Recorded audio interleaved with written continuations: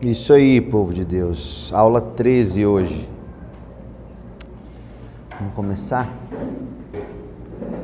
Hoje nós vamos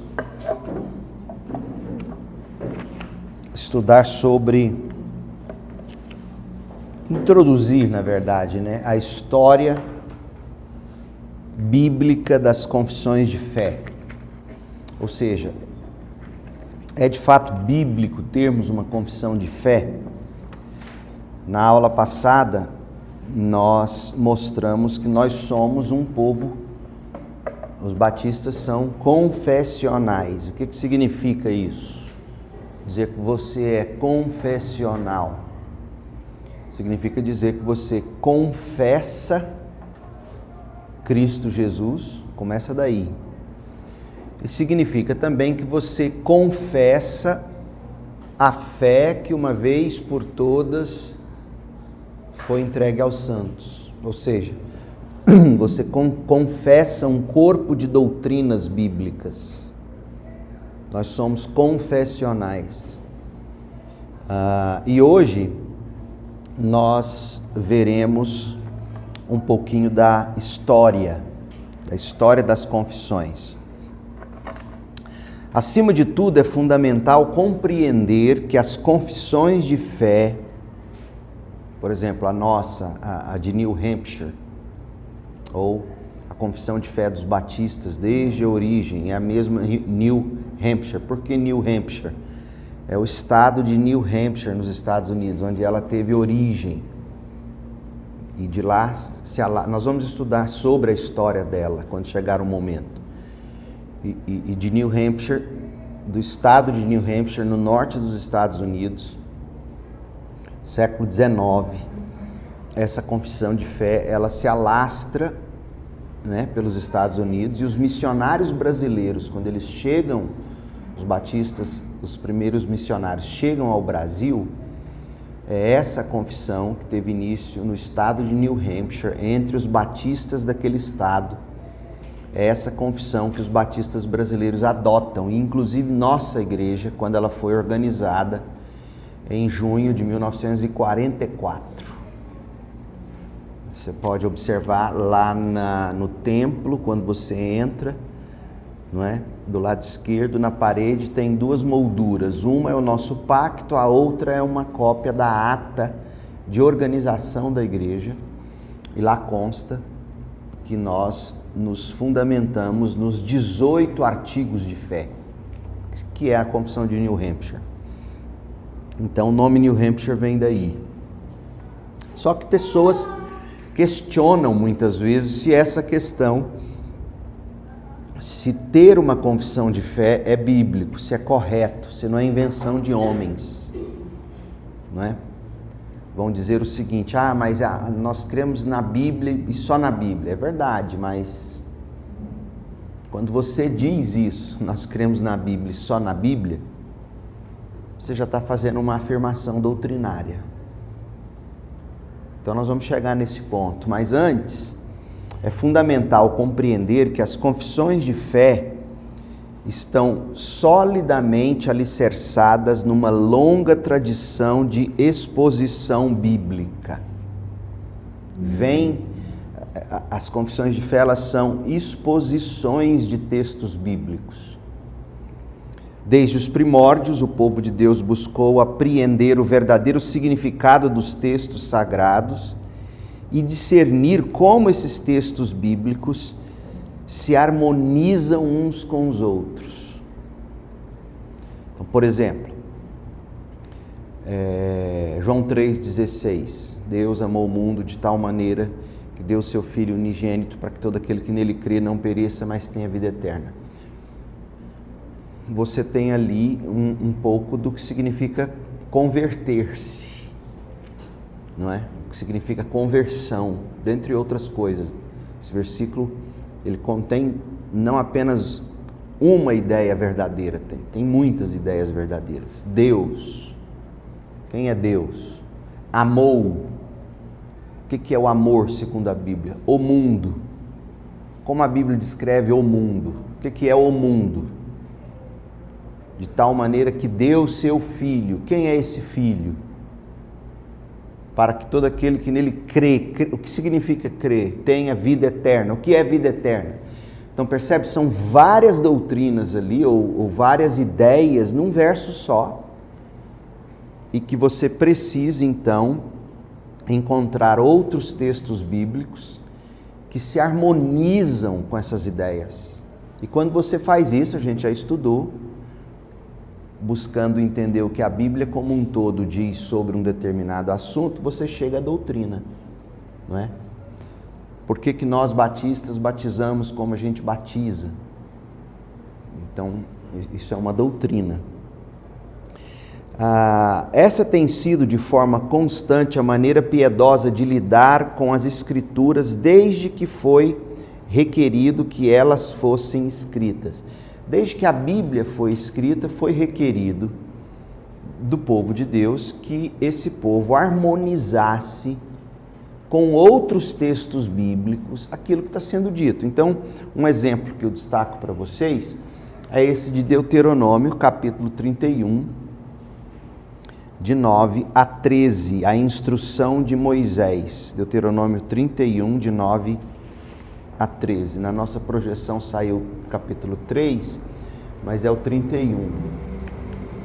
Diz assim: Moisés escreveu esta lei e a entregou aos sacerdotes.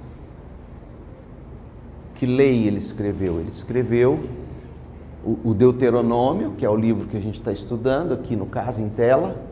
Ele escreveu Deuteronômio, mas ele escreveu também Gênesis, Êxodo, Levítico, Números e Deuteronômio.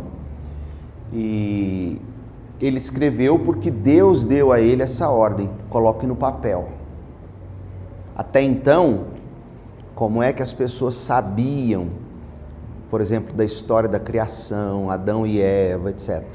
Por tradição oral. O pai contava para o filho, que contava para o neto, para o bisneto, até chegar em Moisés. E Deus foi preservando a fidelidade dessa tradição oral, até que chegou o momento de Deus dizer: olha, vocês precisam escrever. Aí Moisés escreveu a lei, entregou aos sacerdotes, filhos de Levi, que levavam a arca da aliança do Senhor, e também entregou aos anciãos de Israel. Moisés lhes deu a seguinte ordem: ao final de cada 7 anos, precisamente no ano do perdão das dívidas, na festa dos tabernáculos, quando todo Israel se apresentar diante do Senhor, seu Deus, no lugar que este escolher, vocês devem ler esta lei diante de todo Israel. Reúnam o povo, os homens, as mulheres, as crianças, os estrangeiros. Veja que não tinha culto infantil, era todos na igreja, na congregação, né?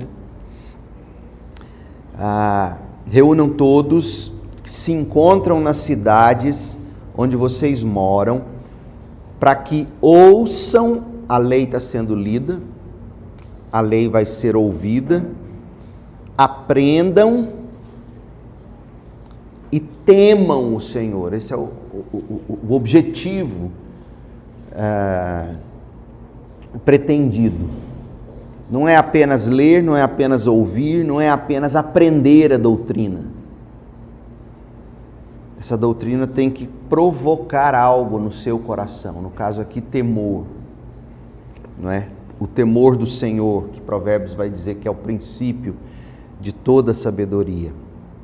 Então, aprendam e temam o Senhor. É óbvio que Provérbios estava, o autor tinha essa questão aqui de Deuteronômio em mente, você não precisa ter dúvida disso. Temor do Senhor é o princípio de toda sabedoria. Não diz lá em Provérbios? O que significa? De onde nasce esse temor? Então, o melhor comentário de Provérbios é esse aqui, Deuteronômio. É um tipo de temor que é fruto da aprendizagem de quem ouviu a Bíblia ser lida.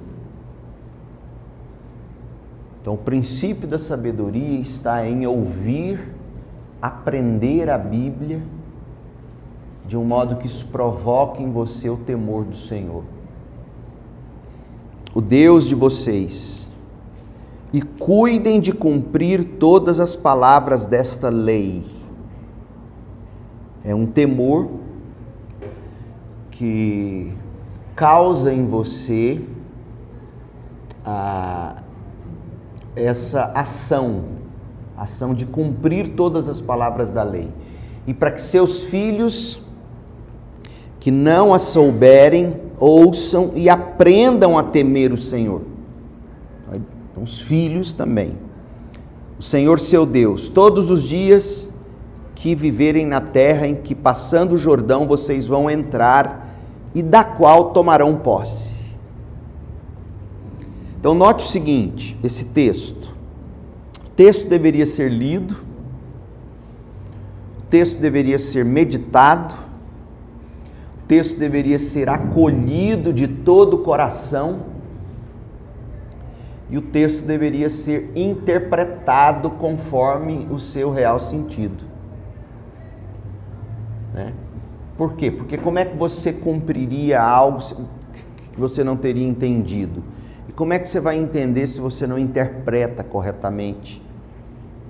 E aí, se você for ler, por exemplo, textos como Josué 1:8, 2 Reis 22, de 8 a 13, Neemias 8, de 1 a 8, Neemias 8, de 1 a 8 é praticamente a prática disso que a gente acabou de ler aqui em Deuteronômio 31. É a congregação de Israel reunida. Né?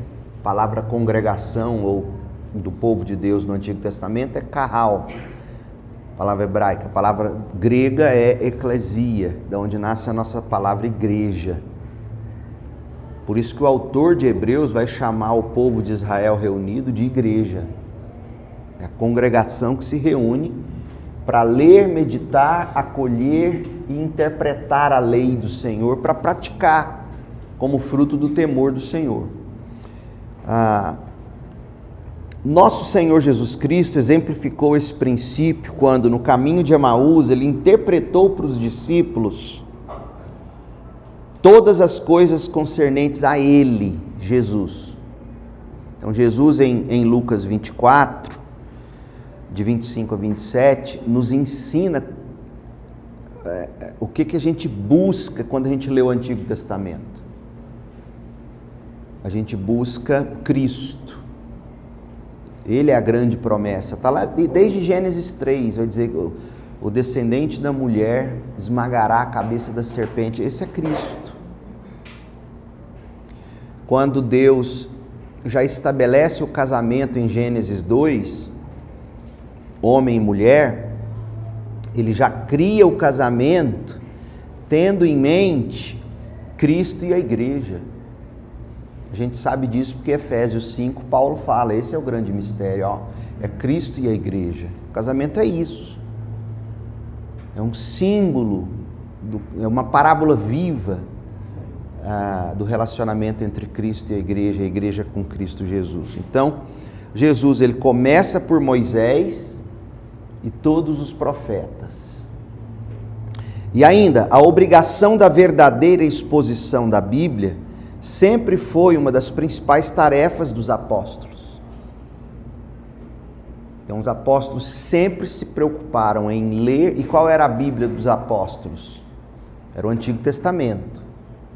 Quando Paulo vai chamar de escrituras, os escritos, ele está se referindo ao Antigo Testamento. Então, Paulo, os apóstolos, eles liam o Antigo Testamento à luz do que Jesus fez com os discípulos no caminho de Emaús,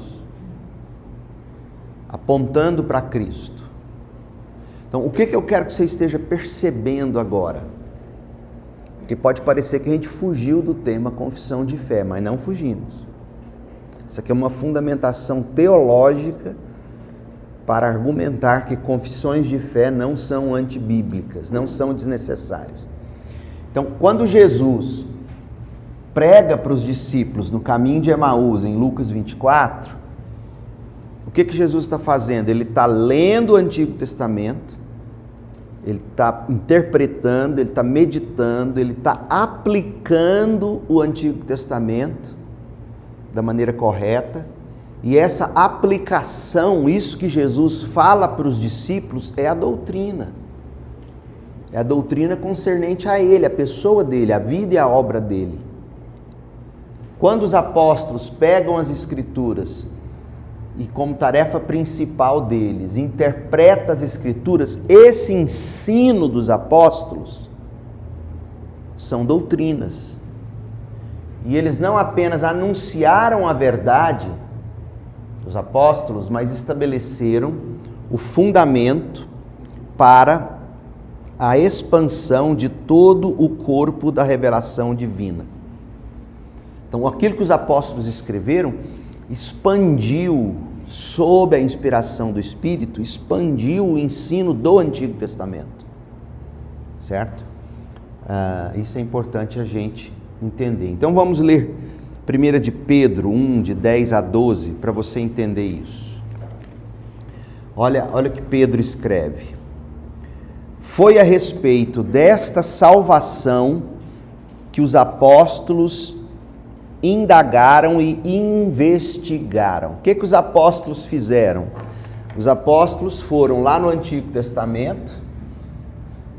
Então aqui você tem a Bíblia, o Antigo Testamento. Os apóstolos foram nessa escritura sagrada, isso aqui são as escrituras, é o Antigo Testamento. Aqui nós temos os apóstolos, certo? Aqui nós tivemos o advento de Cristo, entre o Antigo Testamento e os apóstolos nós tivemos Cristo. O que os apóstolos fazem? Eles vão lá no Antigo Testamento e faz o que, conforme Pedro está dizendo? Eles indagam, eles investigam o que o Antigo Testamento diz em relação a essa grande salvação em Jesus. Certo? E no momento em que eles indagam e eles trazem a interpretação que vai se tornar o que para nós? O Novo Testamento. Aí aqui nós temos o Novo Testamento, que são também escrituras sagradas. Então, o Novo Testamento, na verdade, são as doutrinas que os apóstolos extraíram do ensino do Antigo Testamento. São os ensinos. Então veja, uma confissão de fé, na medida em que ela é fiel aos textos do Antigo e do Novo Testamento, essa confissão de fé é fruto do labor de quem entendeu que desde o início Deus nos chama a ler, interpretar, meditar e aplicar o que a Bíblia diz. Está claro isso? Isso mostra para nós que você não deve pensar e tampouco ouvir quem diz assim, não, nós não temos nenhuma confissão de fé não, nós não seguimos nenhum credo, é só a Bíblia. Aí você vai perguntar para ele imediatamente, tá, mas o que é a Bíblia? Qual Bíblia você segue? A Bíblia é Bíblia. Antigo Testamento, Novo Testamento, mas os judeus não aceitam o Novo Testamento, então você vai seguir só o Antigo? Então, percebe? No momento em que a pessoa diz que ele só segue a Bíblia, ele vai precisar saber explicar doutrinariamente que Bíblia é essa e por que ele segue essa Bíblia. E ele vai ter que te dizer por que ele não segue uma confissão de fé. Isso é doutrina, gente. Não tem como você não seguir uma doutrina. Você sempre terá uma doutrina. Por isso que nós batistas somos confessionais. Né? Então Pedro está nos explicando esse processo. Os profetas do Antigo Testamento, continua Pedro, profetizaram a respeito da graça destinada a vocês, investigando qual a ocasião, dessa salvação, investigando qual a ocasião ou quais as circunstâncias oportunas que eram indicadas pelo Espírito de Cristo, que estavam nas Escrituras. Ao predizer os sofrimentos que Cristo teria de suportar e as glórias que viriam depois desse sofrimento, a eles foi revelado que, não para si mesmos, os profetas, mas para vocês, na nova aliança, ministravam as coisas que agora foram anunciadas a vocês por aqueles, os apóstolos, que, inspirados pelo Espírito Santo, enviado do céu, lhes pregaram o Evangelho, coisas essas que os anjos desejam contemplar. Então, em síntese é isso, Cristo, apóstolos, lendo as Escrituras, buscando nas Escrituras o fundamento para a vinda, para a vida e para a obra de Cristo, e na medida que eles interpretam isso, eles escrevem o Novo Testamento sob a inspiração do Espírito. E na medida em que eles contam a história de Jesus, nascem os Evangelhos. Cíntia. Seria muito errado dizer, então, diante disso que o senhor explicou para nós, a gente possa afirmar que a Bíblia não é doutrinária? Não é doutrinária? A Bíblia é doutrinária no sentido de que é uma doutrina revelada, inspirada, no sentido em que o Antigo Testamento é pelos apóstolos interpretado e nos é trazido. Nesse sentido, você tem doutrina. Você tem a boa tradição de que Paulo vai falar aos Tessalonicenses. É uma doutrina inspirada.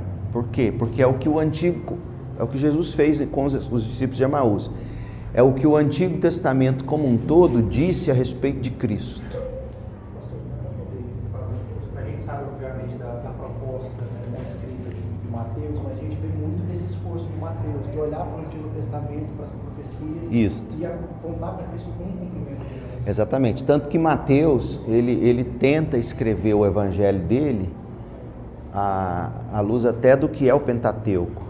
São os discursos dele e tal. Você, por exemplo, aí você pega Atos dos Apóstolos e você vai ver Marcos, ou Lucas melhor, tentando mostrar para nós como é que aquela grande comissão de Mateus foi sendo cumprida. Então isso para mim é uma das provas cabais de que Mateus foi o primeiro evangelho a ser escrito, não foi Marcos.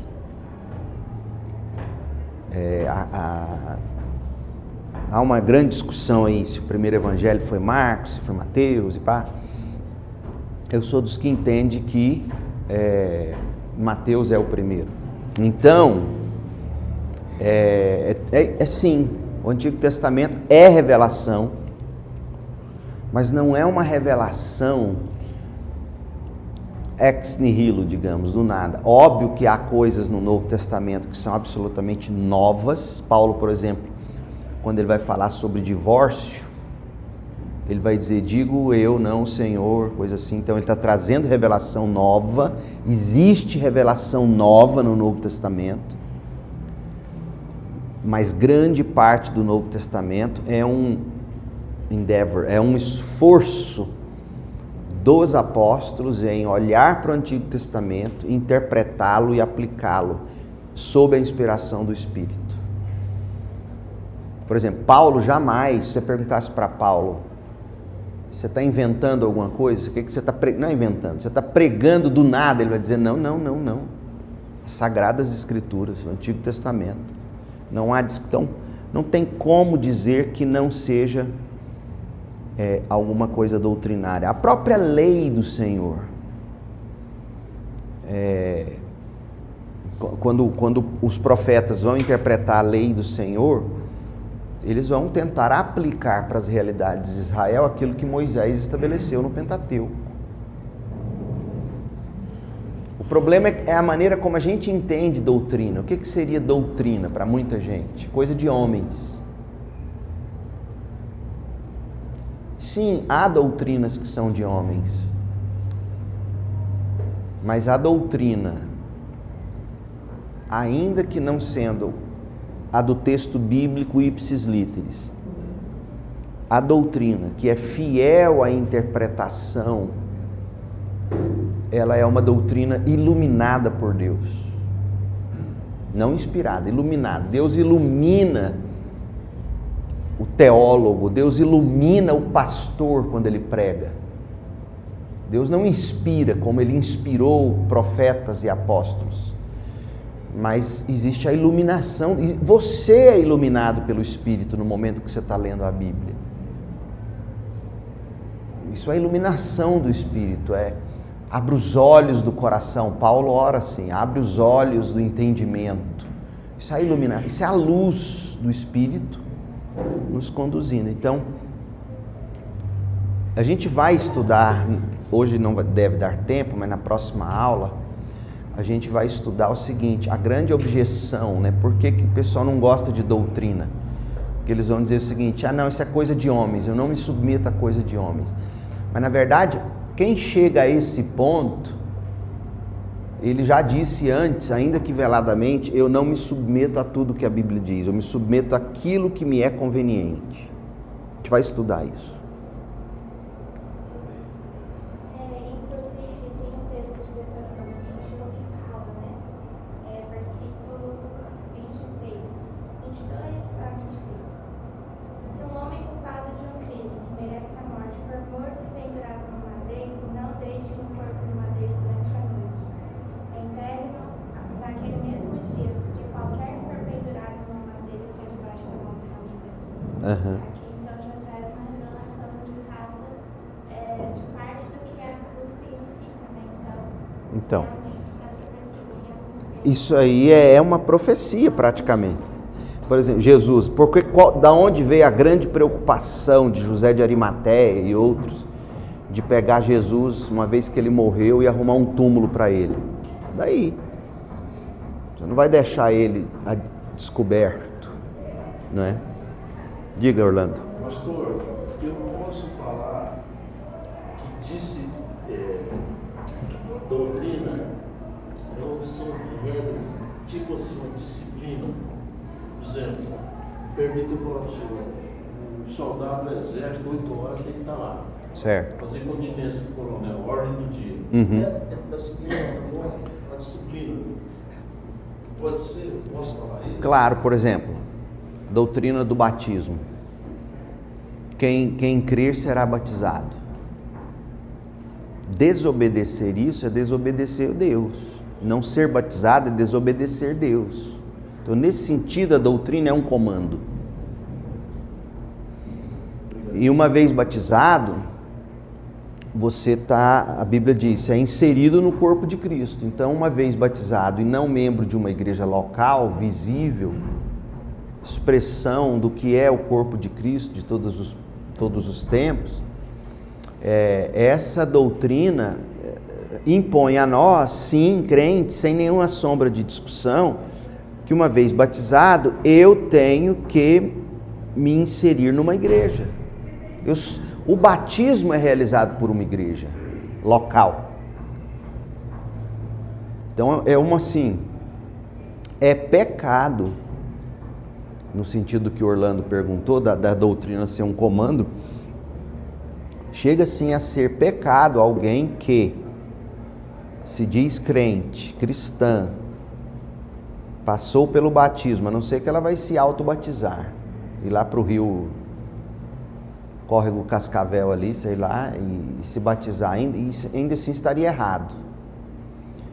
Mas é pecado uma pessoa que foi batizada e dizer que não precisa de igreja, ela e Deus estão bem, porque não foi isso que Deus disse que teria que ser.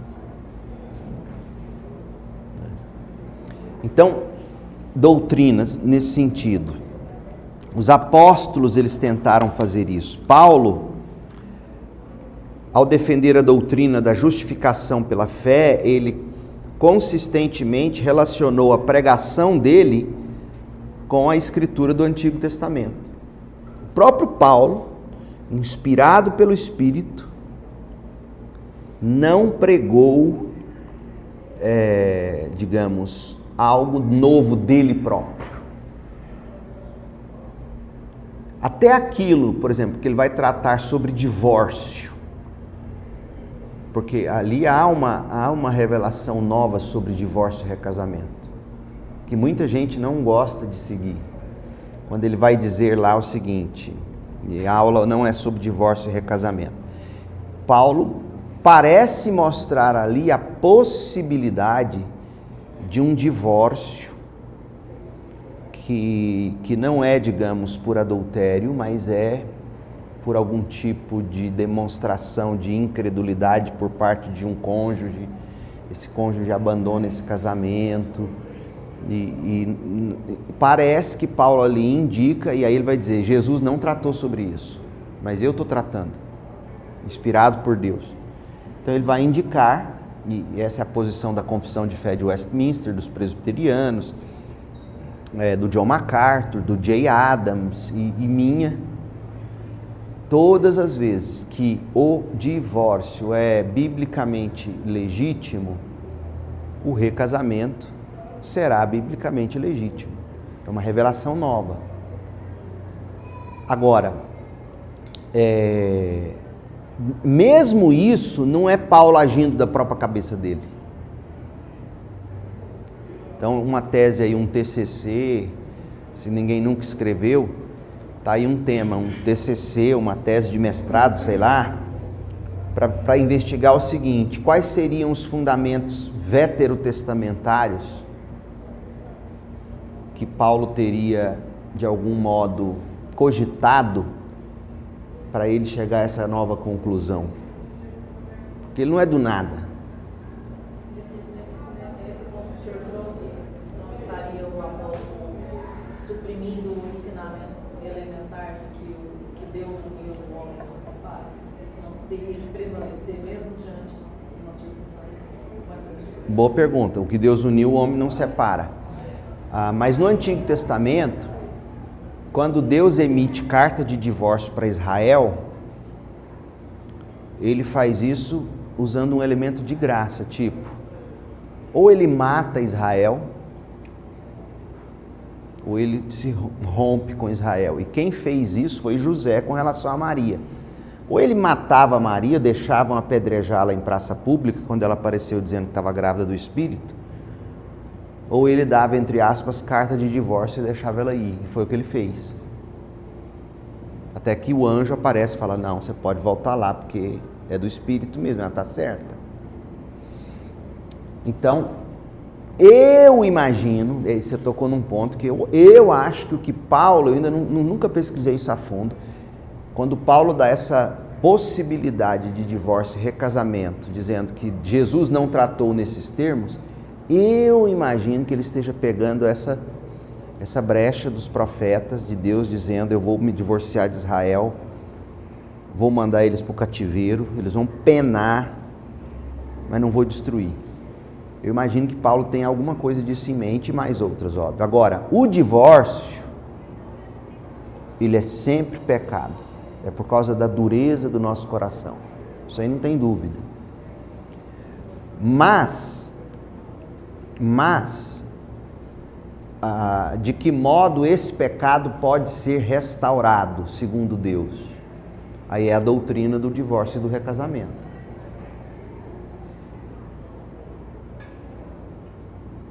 Entendeu? Não é um tema simples. Por exemplo, John Piper, que eu amo de paixão, ele é dos que defende veementemente que todo recasamento, se não for um caso de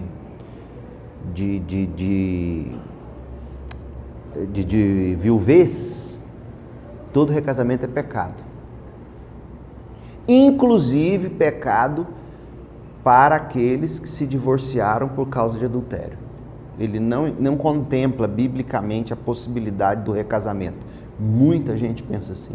Eu não entendo assim.